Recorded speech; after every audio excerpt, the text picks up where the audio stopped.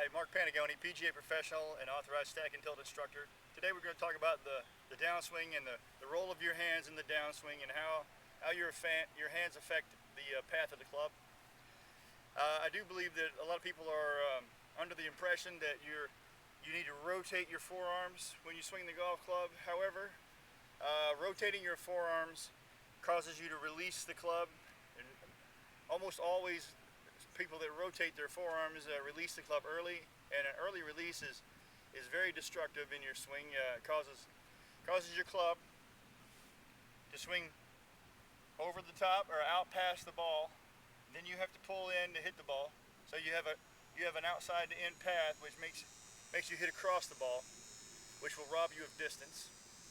The other thing that releasing the club early can do is it will artificially, or it will prematurely increase the length of the radius of the swing on the downswing, and it will cause you to hit the ground behind the ball that way. And if I release early and I avoid the ground, then I'll go out past the ball and come over the top. So the early release can cause a lot of damage in the swing. It can cause you to hit it fat. It can cause you to swing over the top. You kind of take your choice on those two. If you want to avoid the ground, you can swing out and miss the ground, but you're over the top now. And of course, if you're trying to swing from inside, you go directly from inside of the ball. You release early, you'll hit the ground. What you need to do is retain the angle in the back of your right hand in relation to the club shaft and hold that angle at least until the club is level to the ground, and then swing through. That will allow you to hit from inside the ball and swing out, which is the more powerful method to hit the ball. You think about a field goal kicker. When they approach the ball, they approach it from the left, and they move at the ball from inside to out with their leg, and that is what you're trying to do with your golf club, is swing from inside to out. And again, if you release the club early, it's impossible to do that without either hitting it fat, or of course then you come over the top if you avoid the ground.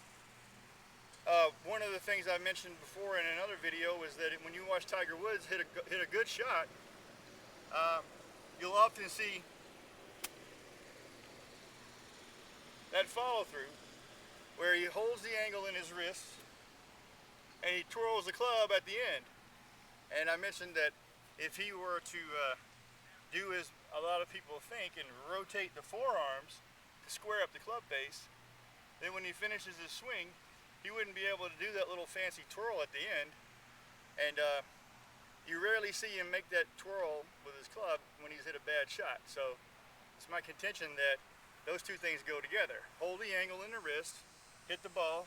When you finish, you'll be able to twirl your club, and that will be evidence that you've hung on to the angle, you hit it from inside, usually not hitting it fat, and you've hit a good shot. There are more things than just what your hands do in the golf swing to create a good swing in good contact, like your weight shift and your ball position and setup and various other things. But the role of the hands is not to rotate the forearms, it's to hold the angle. Don't rotate the forearms. That'll allow you to approach the ball from an inward path and to not release early and hit the ground.